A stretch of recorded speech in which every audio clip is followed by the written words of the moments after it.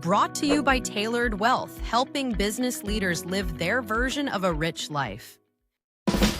Welcome to another edition of the Making Sense of Your Money podcast, where we cut through the financial noise and help business leaders to make smart, confident money decisions.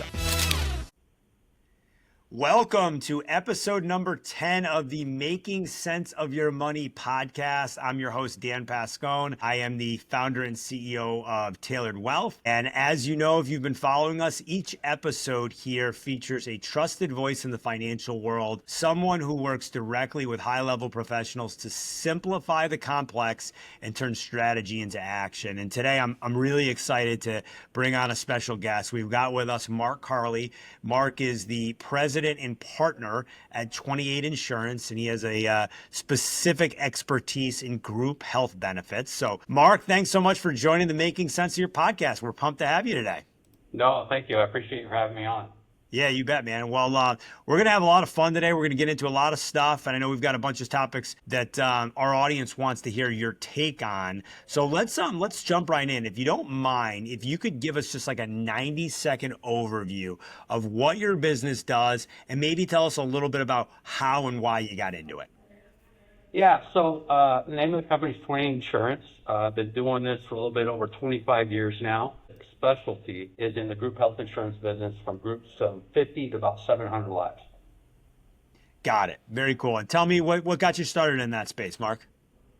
Well, I think the main thing is nobody really, and I got tired of the grind on the financial side. And I'm like, hey, what do you do? And that was 25 years ago. Very cool. Very cool. Good for you. So football player, we got that. We'll maybe come back to that later on. Tell us a little bit about your ideal client and what you specifically help them to do, Mark. So our ideal client is anywhere from 50 employees enrolled, and our primary strategy is helping them kind of change the game of how they're financing their healthcare with regards to a benefits captive that we're using, that type of strategy. And it's really saving clients a ton of money, and it's changing the game of how they're able to deliver. Got it. And tell us maybe like a little bit about what makes you unique and how you help them to achieve this outcome. I think the one thing that we hold our hat on that makes us unique is, in this day and age, especially with this, is thinking outside the box. Very, very cool. Very cool. And tell us, like, are there any specific industries that you work with? What types of companies are you typically dealing with here, Mark? There's no necessarily a specific industry. It's more of the size and scale of what the employer looks like, and that's the 50 to 750 enrolled size is primarily what we target. It's not necessarily. And I know you've experienced a lot of growth. You're opening up a new office. What do you think has helped you to experience that growth? And maybe tell us what you're excited about with respect to the new office setup. I think what has helped us with regards to, I think this is basically our mindset to lowering the environment. Makes sense. Makes a lot of sense. What are the biggest challenges that your clients face, Mark? And how do you and your team help them to overcome those challenges? Well, I think the biggest challenges they face is they don't know that there's other strategies that they can look at in the group health insurance market, right? I think they're stuck sometimes in the status quo, what we talk about, and they're looking for somebody that I think is transparent and thinking outside the box. And so what we do is we give them the transparency of how. Got it. And tell us a little bit about like that idea of having control. Tell us a little bit more about maybe some examples of how you've helped clients do that and what that ultimately means for a business leader. I think giving the control is actually getting the data, right? Knowing what's going on within your group plan. Got it. Got it. Makes a lot of sense. Let's talk a little bit about the industry, Mark. What do you think the biggest problems or challenges that you see in your field? And then how do you feel like you and your team are looking to solve those challenges? I think, the main thing, Danny, is getting there. I think that's one of the there's a different way to do things. Makes sense. Makes sense. Who are you typically dealing with at the firm level? So you talked about the size of the firms that you're dealing with, 50 to 750. What role are you typically dealing with? And then maybe start to tell us a little bit about how you and your team are getting connected with prospective clients of yours to help them overcome the challenges that you mentioned. Yeah, no problem. I think one of the things that the people that we talk to on a regular basis are CFOs, CEOs of corporations, and also the HR director. Typically, because of the financing mechanism, is the CFO side of things, and obviously the HR director gets looped into that. Seem okay? My screen went out there. Nope, you're good. I can see you. You're good. You're good.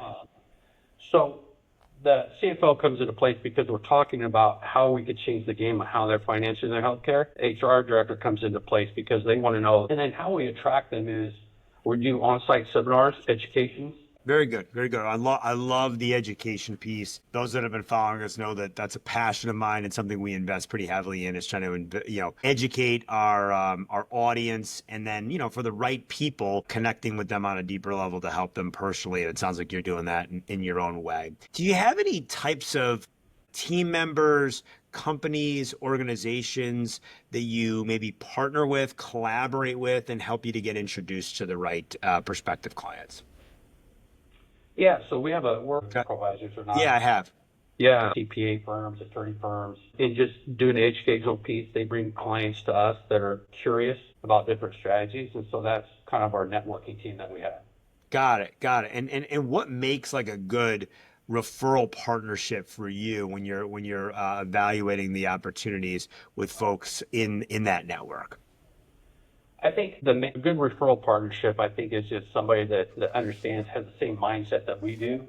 Yep. It's about educating the person, not necessarily trying to sell them, but educate them, let them know they do things a little bit different. So just, check them out and see what's going on. It may be a fit for you, it may not. But somebody I think is just curious in general is a good referral partner for us. Makes sense. And where do you see your industry going in the next 5 to 10 years, Mark? And how are you working to stay on top of that?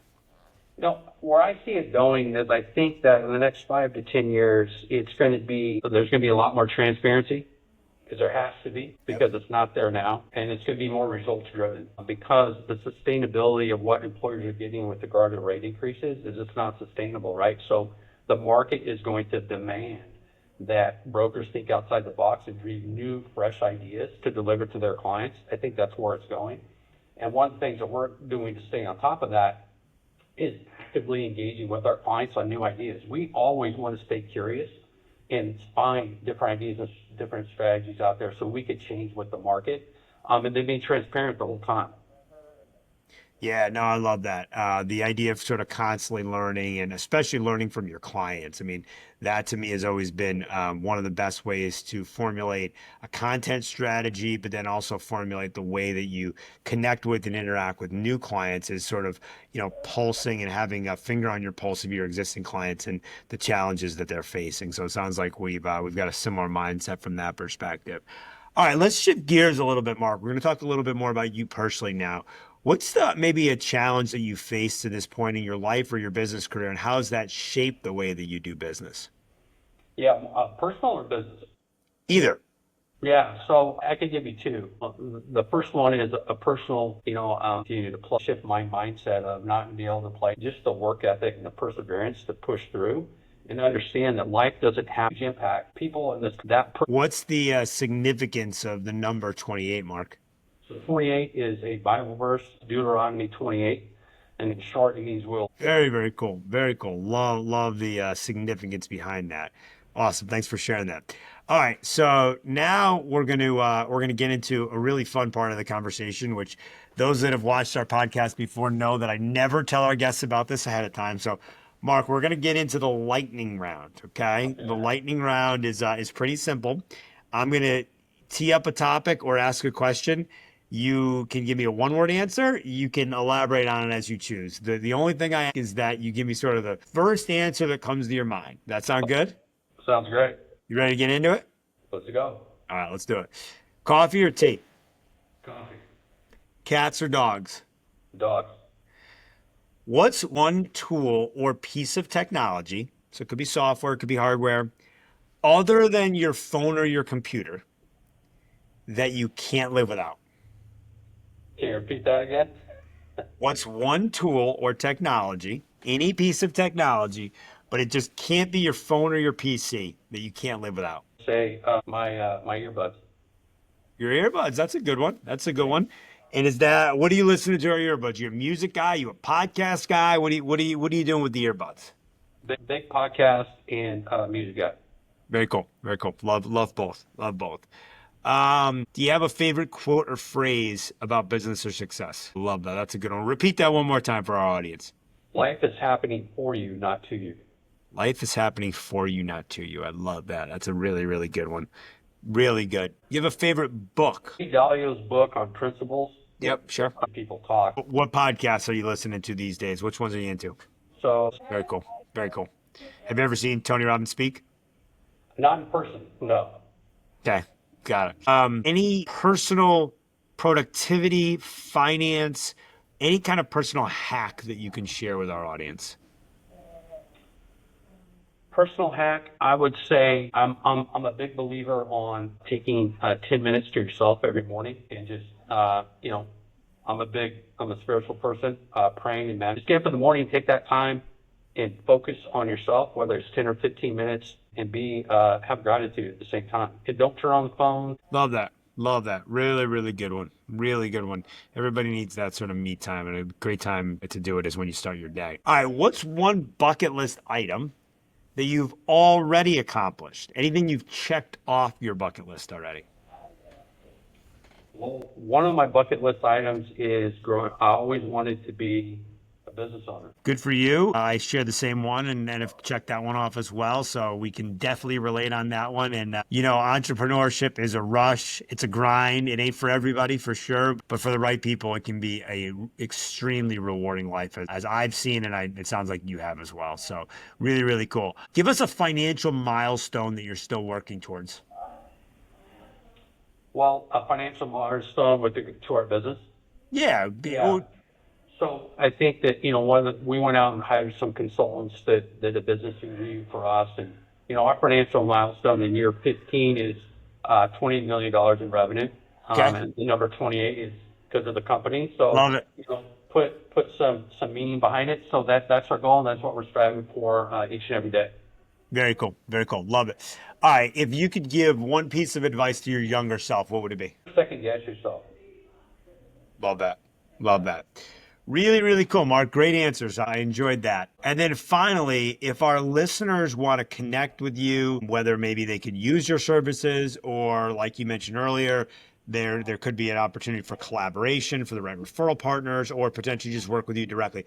What's the best way to reach and get in touch with you? They can just reach out to me via email or. Very cool. Well, we'll put that information in the show notes for sure. And if anyone out there is interested in connecting with Mark and 28 Insurance, you can feel free to do that. Listen, Mark, thanks so much for sharing your time and your insights with us today. I enjoyed hearing and getting to know you a bit more. I'm sure our audience will as well. So thanks for the time, man. It was fun. No, I appreciate it. You bet. All right. So that's it for the episode number 10. As always, keep your strategy sharp, your goals clear, and your money working as hard as you do. Cheers, everybody.